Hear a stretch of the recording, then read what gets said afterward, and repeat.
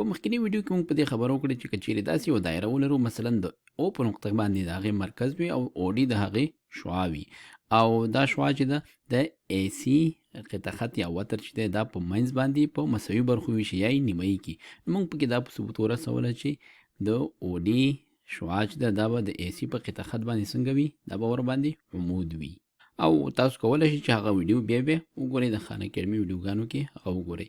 او اوس راځو دا ځلې وایو چې که چیرې موږ سره همدغسې یوه دایره وي او د هغې او ډي شعاع وي او دا ځلې داسې وایو چې دا شعاع د ای سي په قطع خط باندې څنګه وي، عمود وي.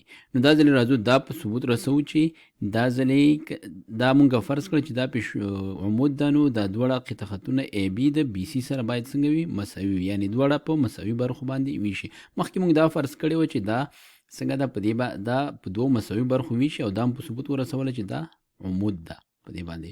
دا ځلې موږ دا فرضوو چې دا عمود ده. اوس دا په ثبوت رسوو چې ای بي د ای سي سره څنګه دی، مساوي دی. ای بي قطع خط دا مساوي دی له ای سي سره، یا دا معنی چې او ډي قطع شعاع چې ده د ای سي قطع خط دا په دوو مساوي برخو باندې ویشي. نو موږ به له دې څخه دا په ثبوت باندې رسو.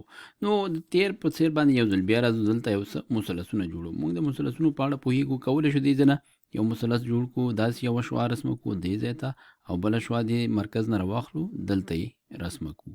او دا اوس موږ سره مرسته کولی شي ځکه پوهېږو چې دا دواړه یو بل سره مساوي دي، ځکه دا هم شعاع ده او دا هم شعاع ده.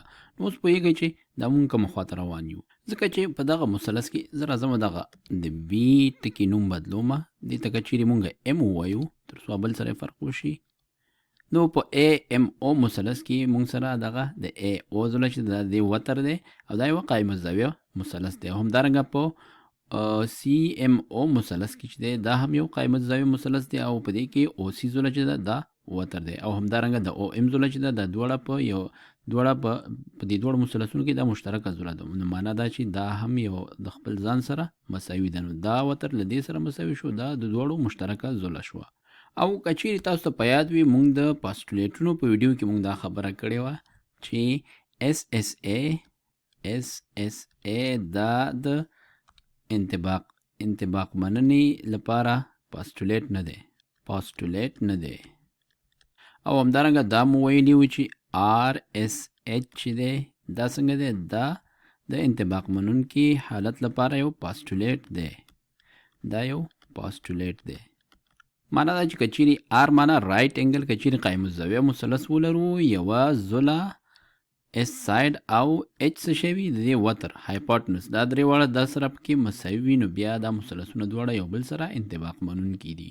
نو دلته راځو دا ګورو چې ای ام او مثلث او سی ام او مثلث دواړه قایم الزاویه مثلثونه دي. همدارنګه په دې کې یوه ځله چې ده دا مشترکه ده، معنا د دواړو دا ځله یو بل سره مساوي ده او د دواړو وترونه هم یو بل سره مساوي دي. نو ځکه موږ لیکلی شو چې کوم مثلث ای ام او مثلث دا انطباق منونکی دی له سی ام او مثلث سره. نظر څه شته، نظر آر اس ایچ پاسټولیټ ده، نظر دې پاسټولیټ ده. او کله چې مثلثونه یو بل سره انطباق منونکي وي، معنا دا چې د ټولې ځلې یو بل سره مساوي یا انطباق منونکي دي. معنا دا چې د ای ام ځله چې ده دا مساوي یا انطباق منونکي ده له ام سی ځلې سره. لیکو چې ای ام اوږدوالی دا مساوي دی له ام سی سره، ځکه چې دا دواړه اړونده ځلې دي یو بل سره او دا د انطباق منونکي حالت څخه لاسته راځي. او کله چې دا دواړه څنګه شول، انطباق منونکي شول یا مساوي شول سره، نو موږ وایو چې دغه او ډي مستقیم خط چې دی دا د او ډي شعاع چې ده د ای سي قطع خط دا په دوو مساوي برخو باندې ویشي یا یې په منځ نیمایي کوي. همدارنګه یو بله طریقه ده چې موږ دا ورباندې ثبوتولی شو چې پرته له دې طریقې څخه هغه دا د فیثاغورس قضیې په مرسته باندې. نو راځو موږ دلته لیکلی شو چې د او ای دا یوه او ای وتر دا مساوي دی له کوم سره، او سی وتر سره، دواړو مثلثونو کې دا سره مساوي دي. او همدارنګه موږ ویلی شو چې او ام خپله دا مساوي دی بیرته له او ام سره، ځکه په دواړو کې همدا ځله مشترکه ده. او همدارنګه د فیثاغورس قضیې له مخې لیکو چې ای ام مربع جمعی او ام مربع دا مساوي کیږي له څه سره ای او مربع سره. دا په دې ای ام او مثلث کې او همدارنګه عین شی مونږ لیکو په سی ام او مثلث کې. دې کې مونږ وایو چې سی ام مربع جمع او ام مربع دا مساوي کیږي له څه سره او سی مربع سره. دا د نظر فیثاغورس قضیه ده. اوس مونږ کولی شو چې دلته د او ای په ځای د او سی قیمت وضع کړو. دلته او ای یا ای او یوه خبره ده، دا به مونږ لرې کړو. دې په ځای به کیدو څه شی او سی مربع به دا پاتې شي. دا چې او سی مربع شو، اوس راځو دواړو خواونه او ام مربع منفي کوو. چې او ام مربع ترېنه منفي کوو، دلته مونږ ته په لاس پاتې کیږي چې ای ام مربع دا مساوي کیږي له څه سره او سی مربع منفي او ام مربع همدارنګه دلته هم مونږ ته دې ځنم چې مونږ او ام مربع منفي کو، مونږ ته پلاس راځي سی ام مربع مساوي کیږي له او سی مربع منفي او ام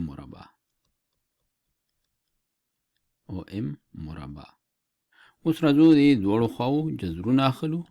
دی به مثبت جذر واخلو ځکه زمونږ فاصله په کار ده او فاصله مونږ سره تل څه شوي مثبت وي.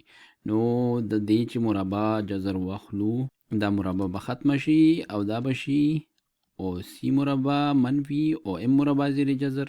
همدارنګه دا هم دې ځنه ختمیږي، دا به مساوي شي او سی مربع منفي او ام مربع د جذر لاندې، دواړه د مربع جذر لاندې شو. نو دا مساوي شو له دې سره. نو دې سره مونږ ویلی شو چې ام مساوي دی له سی ام سره. ای ام مساوي شو له سی ام سره.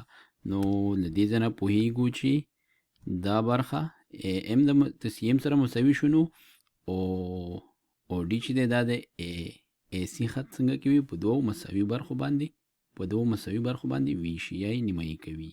او دا ډیره ساده خبره هم ده. که چیرې موږ دوه قایم الزاویه مثلثونه ولرو او د هغې د دوو ځلو اوږدوالی یو بل سره دوه مساوي وي، نو موږ د فیثاغورس قضیې په مرسته د دې د درېیمې ځلې اوږدوالی لاسته راوړلی شو. او بیا د دې د درېیمې ځلې اوږدوالی هغه ډېر معین شوی وي د دې دوو نورو ځلو د اوږدوالي په واسطه باندې، ځکه چې دا یوه قایم الزاویه مثلث دی او موږ ته به بیا هر وخت همدا پایله په لاس راکوي. نو اوس موږ ویلی شو چې د او ډي وتر چې دی یا قطع خط شعاع چې ده یا قطع خط دا د ای سی وتر دا په منځ باندې نیمایي کوي، په هغه صورت کې چې دا په دې باندې عمود وي.